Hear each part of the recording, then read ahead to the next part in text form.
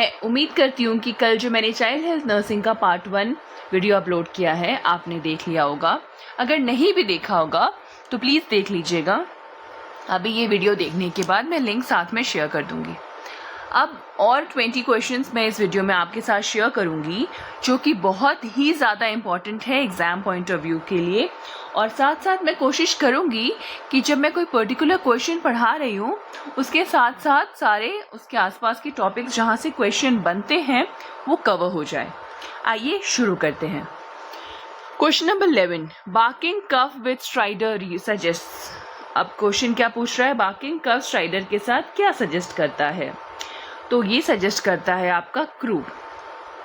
Croup में ऐसा देखा जाता है होर्सनेस होता है, ये बार्किंग कफ होता है और इंस्पिरेटरी स्ट्राइडर होता है। अब आप पूछेगा कि भाई क्रूप क्या होता है? तो क्रूप एक वायरल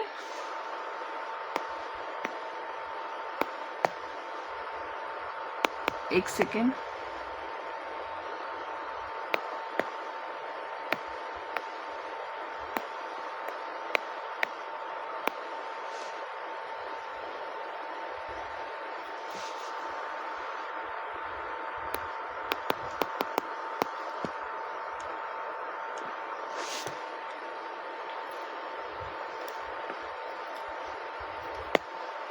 क्रूप जो होता है एक वायरल डिजीज होता है, ठीक है, जो यूजुअली बच्चों को 6 मंथ से लेके 3 इयर्स तक प्रोबेबिलिटी होता है होने का। अब इसमें क्या है आपका कि जो इस बीमारी में लैरिंक्स, ट्रैकिया और ब्रोंकाई जो होता है उसका इन्फ्लेमेशन हो जाता है।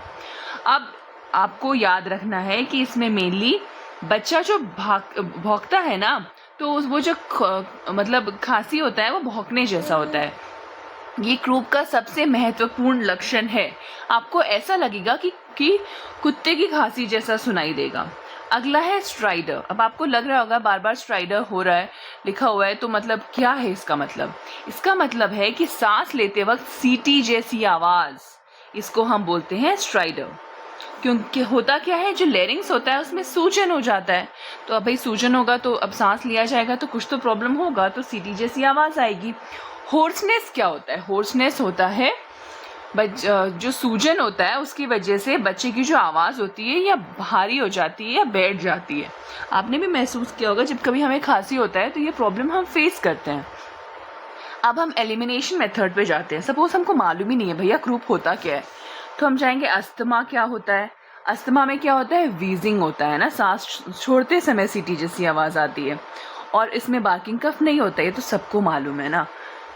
नेक्स्ट है ब्रोंकियोलाइटिस। तो ITIS कहीं पे भी होगा, इसका मतलब क्या होता है? इन्फ्लेमेशन होता है, ठीक है। ये कुछ टर्म्स अगर आप याद रखिएगा तो सही रहेगा। अब इसमें क्या होता है, ये छोटे बच्चों में RSV वायरस से होता है और इसमें वीजिंग होता है, तेज सांस चलता है और सांस लेने में कठिनाई होती है। और अगेन इसमें भी बार्किंग कफ नहीं होता है। देन लास्ट है आपका एपिग्लॉटिस। ये तो मेडिकल इमरजेंसी है, इसमें बहुत तेज़ बुखार होगा, गले में बहुत दर्द होगा। देन लार टपकेगा। लार टपकने को क्या बोलते हैं? उसको बोलते हैं ड्रूलिंग। देन बच्चा जो है वो ट्राइपॉड पोजीशन में बैठेगा और इसमें भी बार्किंग कफ नहीं होता है। आपको कैसे याद रखना है? क्रूप क्या है? डॉग, बार्क, क्रूप सबसे मेन। और आपको क्रूप से कैसे याद रखना है? कफ लाइक अ डॉग। अच्छा, मैं आपको ऐसे याद कराती हूँ। कफ लाइक अ डॉग ना, मेरे पास एक डॉग है जिसका नाम है किटी, बट वो कैट जैसी दिखती थी इसलिए मैंने उसका नाम किटी रख दिया। तो अगली बार आपसे ये क्वेश्चन जब पूछा जाए तो याद से आप बार्किंग कफ में C for cat, then kitty, तो यहाँ पे आप याद रखिएगा क्या है? क्रूप। अब आइए चलते हैं अगले सवाल की ओर। अगले सवाल में पूछा जा रहा है best indicator of adequate breast feeding. हमें कैसे पता चलेगा कि बच्चे को जो फीडिंग हो रहा है वो एडिक्वेट मतलब मिल्क बच्चे को मिल रहा है कि नहीं मिल रहा है? अब देखिए हमारे पास 4 ऑप्शंस हैं। बेबी कम रो रहा है, उसका वेट अच्छे से बढ़ रहा है, काफ़ी देर तक सो रहा है, या फ्रीक्वेंट स्टूल्स हो रहे हैं। अब फ्रीक्वेंट स्टूल्स तो होता क्या है कि बच्चे का इनिशियली जो सिस्टम है वो डेवलप होता नहीं है, तो कई बार वो जितने बार फीड करता है तो नाम के लिए ना, मतलब क्या बोले, जस्ट एक मटर के दाने जैसा बच्चा स्टूल पास कर देता है। फिर उसके बाद है आपका बेबी क्राइज लेस। ठीक है, वो कम रो रहा है, अच्छा ही है, बट इसको हम नहीं मानेंगे कि ब्रेस्ट फीडिंग सही से हो रहा है। स्लीप्स लॉन्ग, अगेन कोई बहुत ज़्यादा ज़रूरी नहीं है, तो ऑप्शन क्या होगा, एडिक्वेट वेट गेन। अब आपको सही से खुराक मिलेगा किसी को भी तो ऑब्वियस सा बात है वेट गेन वगैरह सही होगा। अब इसमें आपको ये याद रखना है, अगर बच्चा 3 kg का हुआ है बर्थ पे, ठीक है, तो उसका जो वेट है वो 6 मंथ्स में डबल हो जाना चाहिए। ठीक है, और 12 मंथ्स में ट्रिपल हो जाना चाहिए। अब देखिए अगर थोड़ा ज़्यादा हो गया तो ठीक ही है, कोई बुरा नहीं है। अब मेरा बच्चा हुआ था 3.5 kg का, मुझे लगता है अपने 6 महीने आसपास वो 7.5-8 kg आसपास था। अभी आई गेस 2 सप्ताह पहले ही वॉज अप्रॉक्स 9.55 kg। तो वो तो ऑलमोस्ट कोई बहुत ऐसा नहीं है कि अगर वो डबल ना हो तो प्रॉब्लम है, मतलब इससे आसपास थोड़ा सा है, लेकिन एक पैरामीटर है कि भाई इतना होना चाहिए। एक बार फिर से रिपीट करूंगी, बर्थ का जो वेट है वो बच्चे का डबल होना चाहिए 6 मंथ्स में और ट्रिपल होना चाहिए 12 मंथ्स में। इससे आप ये समझिएगा कि एक लेवल का मतलब अच्छा ग्रोथ हो रहा है बच्चे का। ठीक है, तो और ये ब्रेस्ट फीडिंग बहुत ज़्यादा ज़रूरी है। पार्ट 1 में हमने क्या पढ़ा था कि IgA इम्यूनोग्लोबुलिन बहुत ज़्यादा भर भर के ब्रेस्ट फीड में होता है, और कोशिश क्या करना चाहिए, विद इन 1 आवर ही आपको कोशिश करना चाहिए। वैसे तो प्राइवेट हॉस्पिटल सेटअप में ये सब कहाँ ही हो पाता है, बट किताबों में है एंड हो सके तो कर लेना चाहिए। Next question, most common electrolyte imbalance is in diarrhoea is. अब देखिए डायरिया हो रहा है तो क्या हो रहा है, बॉडी से स्टूल लॉस हो रहा है, स्टूल लॉस हो रहा है तो सब इलेक्ट्रोलाइट इम्बैलेंस तो होगा ही ना। अब हम 4 ऑप्शंस देखते हैं, हाइपर कैल्सीमिया, हाइपोकैलेमिया, हाइपरनैट्रेमिया, हाइपर मैग्नीशियमिया। एक में बोल रहा है कि कैल्शियम बढ़ जाएगा, एक हाइपर का मतलब तो जान ही रहे होंगे, फिर भी मैं आपको बता दे रही हूँ जो एकदम बिगनर हो उनके लिए, कई बार हिंदी मीडियम के बच्चों को नहीं पता होता है, विच इज़ टोटली ओके।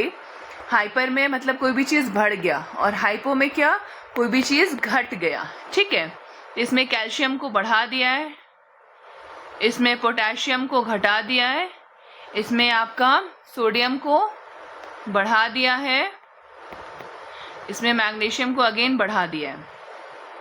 तो देखिए होता क्या है, जब बार बार स्टूल होता है किसी भी बच्चे को तो वाटर का लॉस होता है, इलेक्ट्रोलाइट का लॉस होता है। अब इस इलेक्ट्रोलाइट में सबसे ज़्यादा क्या होता है, पोटेशियम।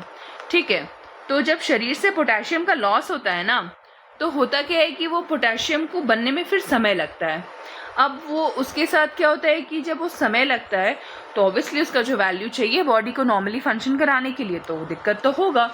तो इसमें इसका आंसर यही है कि हाइपोकैलेमिया होगा, मतलब कैल्शियम कम हो जाएगा।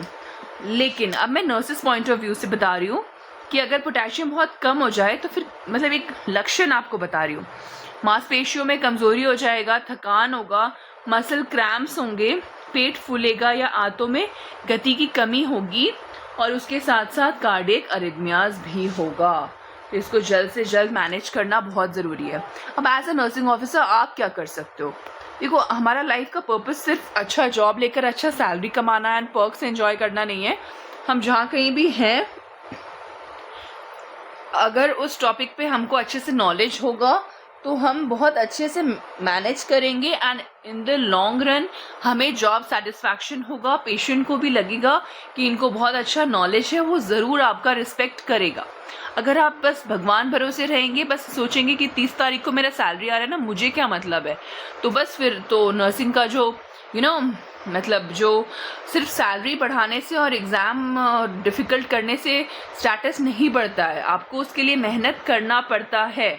तो आप नर्सिंग मैनेजमेंट किसी भी चीज़ का अच्छे से जानेंगे तो मजाल है पेशेंट आपको अननेसेसरीली सीन कर दे। अब कोई 100 में से 1-2 है वो उनका कुछ नहीं बोल सकते, बट मेजॉरिटी आपको ज़रूर रिस्पेक्ट करेंगे। रिस्पेक्ट के लिए आपको नॉलेज चाहिए एंड नॉलेज टाइम पे इम्प्लीमेंटेशन भी चाहिए। आप ORS दे सकते हैं और थोड़ा सा लिक्विड टाइप का फूड दीजिएगा। उसके बाद बहुत ज़्यादा दिक्कत हुआ तो आपको IV शुरू करना है। देन आपको पोटेशियम चेक कराइए अगर पॉसिबल हो सके तो, और अगर डॉक्टर ने बोला तो पोटेशियम का सप्लीमेंट भी शुरू कर दीजिए। लेकिन ये सब चीज़ और एक चीज़ का ध्यान दीजिएगा, जब तक रिटर्न में ना हो कुछ भी नहीं करना है। खास करके जहाँ कहीं भी हल्का कुछ कॉन्ट्राडिक्टरी है और डॉक्टर से, और ख़ास करके अगर आप देख रहे हैं कि डॉक्टर का थोड़ा है मतलब फंसा सकते हैं, कई बार कुछ जगह हो जाता है अपना पर्सनल ईगो का इशू, तो आप रिकॉर्डिंग रखिए या आप WhatsApp मैसेज कीजिए। लेकिन खुद से कोशिश करना है अपने को बचाते हुए काम करने का, अपने और पेशेंट दोनों को बचाते हुए। दोनों आपकी प्रायोरिटी हैं। और इसमें आपको याद कैसे रखना है, lose motion then lose potassium, lose motion, lose potassium, this will lead to hypokalemia. Moving on to next question.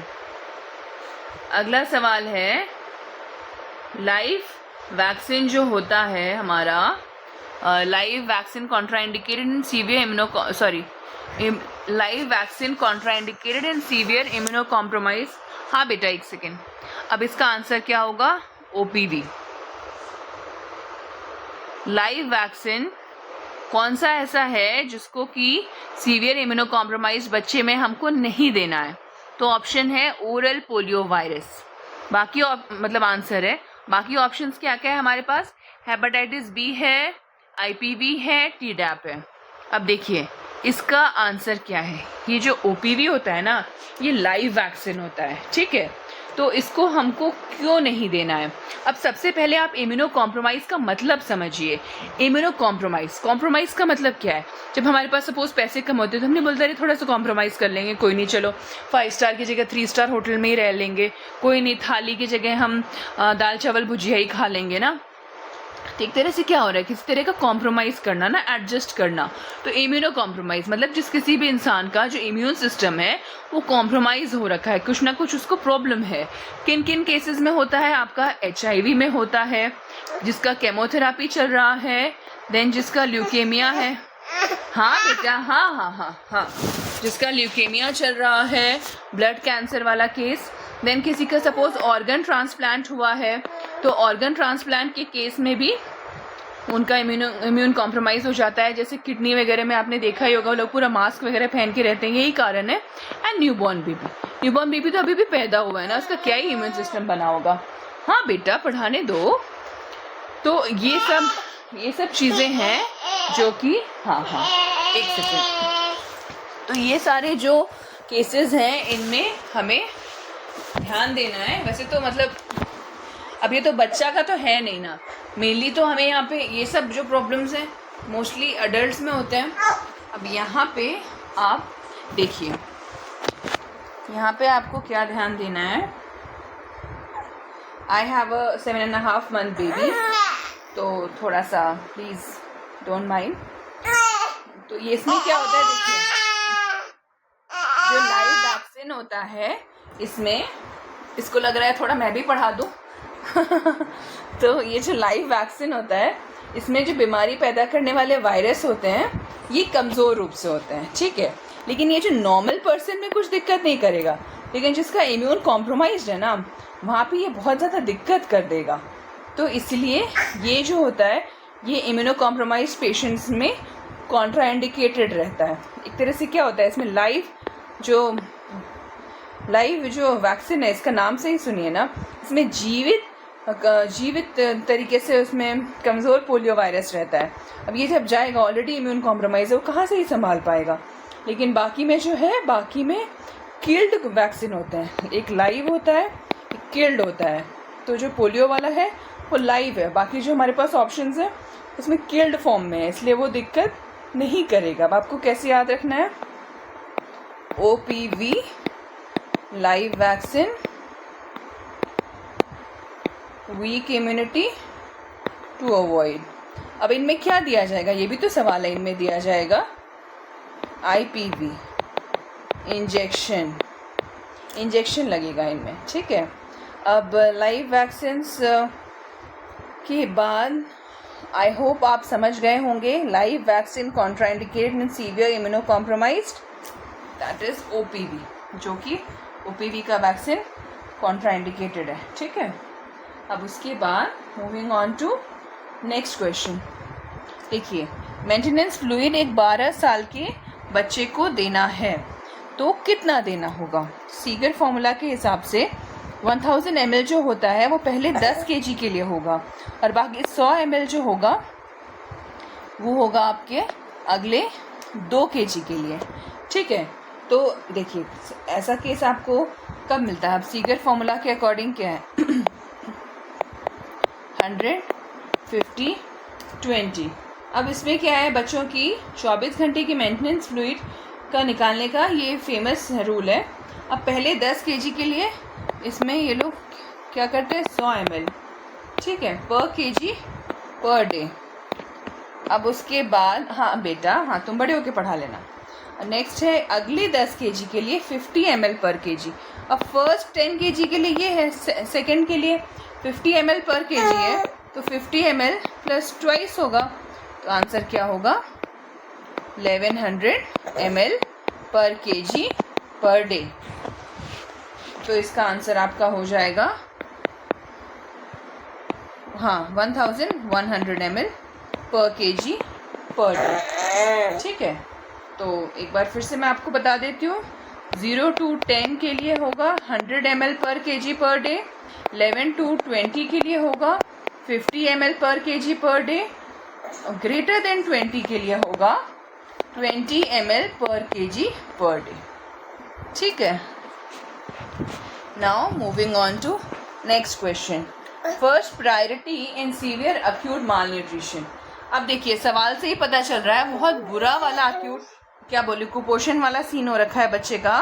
तो यहाँ पे आप क्या कीजिएगा, हाई प्रोटीन डाइट दीजिएगा कि हाइपोग्लाइसेमिया को ठीक कीजिएगा, कि आप हाइपोथर्मिया को ठीक कीजिएगा, या फिर आप ये आयरन थेरापी स्टार्ट कीजिएगा, या विटामिन डी दीजिएगा। अब देखिए, कुछ क्वेश्चंस में ना आप नहीं भी पढ़े होंगे, बट आपके पास अगर दिमाग है ना कॉमन सेंस यूज़ करने का, तो आप आराम से बिना पढ़े भी सॉल्व कर सकते हैं। लेकिन ये रूल देखिए सब जगह एप्लीकेबल नहीं है, सब जगह वो रूल नहीं यूज़ करना है। अब किसी को सपोज इतना माल न्यूट्रिशन हो रखा है, आप हाई प्रोटीन डाइट दीजिएगा, आयरन थेरापी दीजिएगा, और विटामिन डी क्या ही करेगा, मतलब वो तो संभाल ही नहीं पाएगा। सबसे पहले जो केस है हाइपोग्लाइसेमिया, जो भी नर्सिंग ऑफिसर्स हैं अगर जॉब कर रहे हैं स्टूडेंट, उनको मालूम है जैसे ही शुगर ड्रॉप करना है, हमको जल्दी से उसको ठीक करना है, बुखार ठीक करना है, ताकि बुखार बहुत ज़्यादा ना बढ़ जाए, सीजर्स ना हो जाए। तो इसमें हमको ये इस बात का ध्यान रखना है कि ये जो जानलेवा चीज़ है, शुगर एकदम से ड्रॉप किया कुछ भी हो सकता है ना अनहोनी, तो हमको पहले शुगर ठीक करने है बच्चे का और बुखार ठीक करना है, उसके बाद हम भैया उसको एक लेवल का ठीक करके विटामिन डी और आयरन और ये और वो देते रहेंगे। हमारे इंडिया में तो वैसे भी विटामिन डी का आजकल बहुत कमी हो गया, आगे और भी ज़्यादा कमी होगा। धूप का एक्सपोजर कम हो रहा है, माँ का कम हो रहा है, बच्चे का कम हो रहा है। अब सपोज़ हमको ही सबका विटामिन डी भी ठीक नहीं होता है, आप लोग अपना ही चेक कराइएगा तो काफ़ी कम आ जाएगा।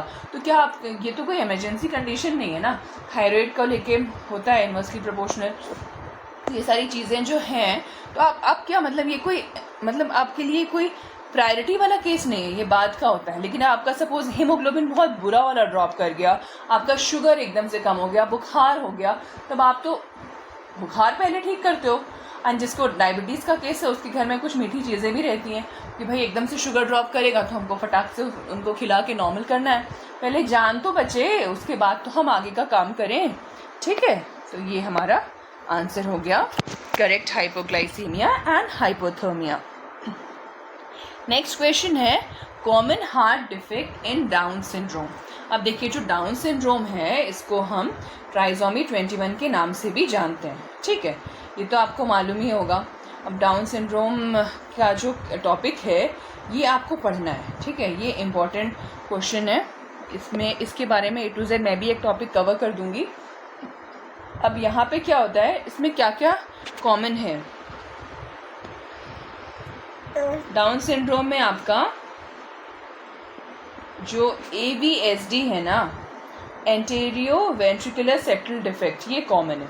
अब ये एक्चुअल में होता क्या है, डाउन सिंड्रोम एक्चुअल में एक क्रोमोसोमल डिसऑर्डर है, ठीक है, क्रोमोसोमल डिसऑर्डर है जिसमें कि जो क्रोमोसोम नंबर 21 होता है ना उसकी 3 प्रतियां हो जाती हैं, बट आइडियली हम लोग जो सब कोई नॉर्मल है उनके में 2 होती हैं, बट डाउन सिंड्रोम वाले बच्चे में 3 हो जाती है। इससे क्या होता है, इन बच्चों में जो कॉन्जेनिटल हार्ट का जो रिस्क है, मैंने पार्ट 1 में भी बताया है, वो बहुत ज़्यादा इंक्रीज रहता है। अब यहाँ पे क्या होता है, इसमें जो ये जो आपका AVSD है ना, एट्रियो वेंट्रिकुलर सेप्टल डिफेक्ट, इसे एंडोकार्डियल क्यूशन डिफेक्ट भी कहा जाता है, एंडोकार्डियल क्यूशन डिफेक्ट। अब देखिए नाम से आपको कैसे याद रहेगा, अब ये इसलिए कहा जाता है कि इसमें हृदय के बीच में ना सेप्टम और एंटीरियर वेंट्रिकुलर वाल्व्स का ठीक से विकास नहीं हो पाता है, तो इस कारण से क्या होता है, atrial septal defect, ventricular septal defect, mitral and tricuspid valve में भी दोष एक साथ हो सकते हैं। इसी कारण से AVSD को कंप्लीट AV कैनाल डिफेक्ट भी कहा जाता है, ठीक है। अब इसमें क्या होता है, मेनली इसमें ये होता है कि हृदय के जो बाएं भाग है ना उसका जो ऑक्सीजन युक्त रक्त दाएं भाग में चला जाता है, तो फेफड़ों में अधिक रक्त भर जाता है, दूध पीते समय बच्चा थक जाता है, उसका वजन नहीं बढ़ता है, बहुत सारा प्रॉब्लम है। ये भी टॉपिक हम लोग एक बार अलग से कवर कर लेंगे, ठीक है। आपको याद कैसे रखना है, down equal to AV down, ठीक है, तो यहीं पे आपका AVSD, Down syndrome down AV down AVSD, ऐसे करके आपको याद रखना है। Moving on to next question, ये है आपका earliest sign of raised ICP in infants. अब इसमें 4 ऑप्शन है, seizure, bulging anterior fontanelle, dilated pupil, bradycardia. अब इसका आंसर है कि जो फोंटानल्स होते हैं, ये जो आपका जब ICP रेज होता है उसमें क्या होता है, वो बल्ज हो जाता है। अब जब देखिए, अब सपोज किसी का ब्रेन है, उसके अंदर सपोज प्रेशर बढ़ रहा है ना, तो वो कहीं से तो दिखेगा ना। एंटीरियर फोंटानल क्या है, फ्रंट वाला पोर्शन जो बच्चे का होता है ना, जस्ट माथे के पीछे वाला, तो वहाँ पे क्या है कि अभी वो मुलायम होता है, इसलिए बाहर के ऊपर बल्ज सा रहता है, तो सबसे पहले ये बल्ज करेगा, ये आपका पहला साइन है। सिजर्स में क्या होता है, ये ICP,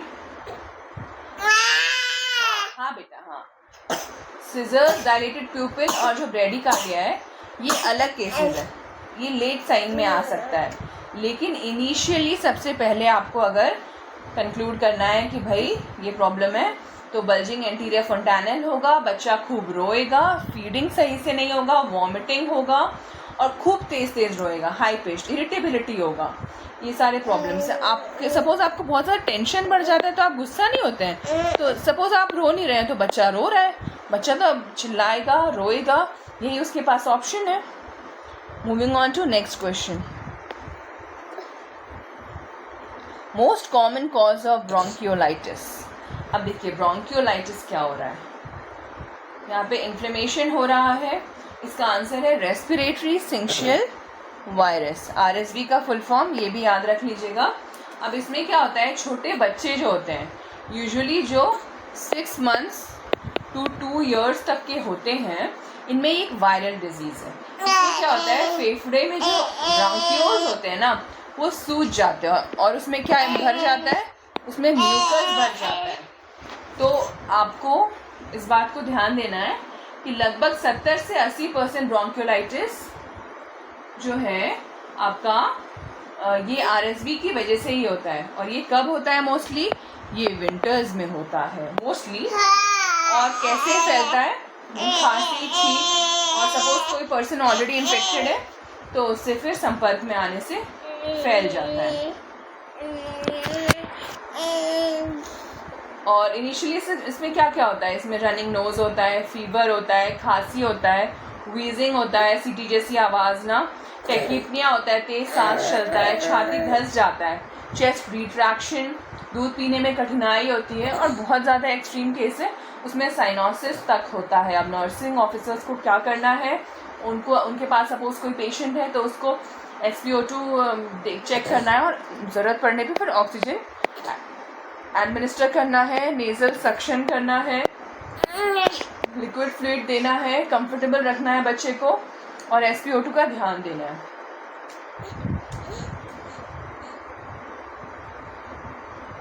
अब moving on to last question. Paracetamol dose for 15 kg child at 15 mg per kg। ये डोज आपको जानना बहुत ज़रूरी, क्योंकि ये जो PCM है बहुत ही कॉमन सा चीज़ है, तो ये मालूम रहेगा तो आप सही से फिर एडमिनिस्टर कर पाइएगा। अब इसमें देखिए क्या है, PCM होता क्या है? एंटीपायरेटिक है ना, बुखार कम करने के लिए, तो और फिर एनाल्जेसिक भी है और दर्द कम करता है। तो इसको हमेशा वेट के अकॉर्डिंग, आपको एक और चीज़ ध्यान देना है। सपोज़ आप पेरेंट है तो बच्चे का वेट मॉनिटर करते रहिए। कई बार क्या पता कहीं इमरजेंसी में आप कहीं जाइएगा और वेट का मशीन ना हो, वहाँ पे कोई छोटी जगह में आप कहीं बाहर निकले हो, तो आपको मालूम होना चाहिए, पहली रिस्पॉन्सिबिलिटी आपकी है, ठीक है। और फिर इसका देखिए डोज क्या होता है, 10 to 15 ml पर kg पर डोज। ये आपको हर 4 से 6 घंटे में देना होता है, ठीक है, मैक्सिमम।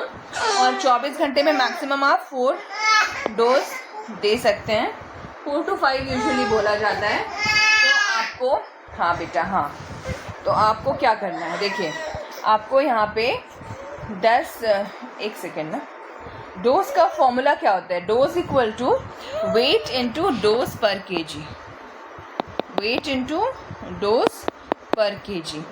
अब सपोज बच्चे का जो वेट है वो है 15 kg, और डोज पर kg आपको क्वेश्चन में बोला है ना 15 mg पर kg, तो आपको 15 से मल्टीप्लाई कर देना है, सिंपल। इसका आंसर क्या आएगा? 225 mg। तो इसका करेक्ट आंसर क्या है? 225 mg। ये आपका करेक्ट आंसर है। और आपको सपोज़ कोई केस आया तो इतना एडमिनिस्टर करना है। एक बार मैं फिर से रिपीट करना चाहूँगी, वेट का फॉर्मूला क्या है? जो बच्चे का वेट है into dose per kg, wait को हमने मल्टीप्लाई कर दिया डोज पर kg से, और हमारा ये आंसर आ गया। तो इसी के साथ चाइल्ड हेल्थ नर्सिंग का 2 पार्ट हम लोग कवर कर चुके हैं। एंड शाम में फिर से मैं आपका मेंटल हेल्थ नर्सिंग का वीडियो अपलोड करूँगी। मेरी कोशिश रहेगी रोज़ 2 सब्जेक्ट्स का वीडियो अपलोड करने का, 10 क्वेश्चंस अलॉन्ग विद अच्छे से एक्सप्लेनेशन। और कुछ भी अगर आप मुझसे चाहते हैं कोई पर्टिकुलर सब्जेक्ट या टॉपिक के वीडियोस जल्दी बनाना, तो प्लीज़ मुझे कमेंट सेक्शन में लिखिए। Suggestions are most welcome. And इसी के साथ हमारी पूरी कोशिश रहेगी आपको ओडिशा नर्सिंग ऑफिसर एंड इधर झारखंड नर्सिंग ऑफिसर बनाने की। हम और आप मिलकर मेहनत करेंगे तो ज़रूर इस बार आपको नर्सिंग ऑफिसर बनने से कोई नहीं रोक सकता है। धन्यवाद। जय रेल, जय हिंद, जय भारत।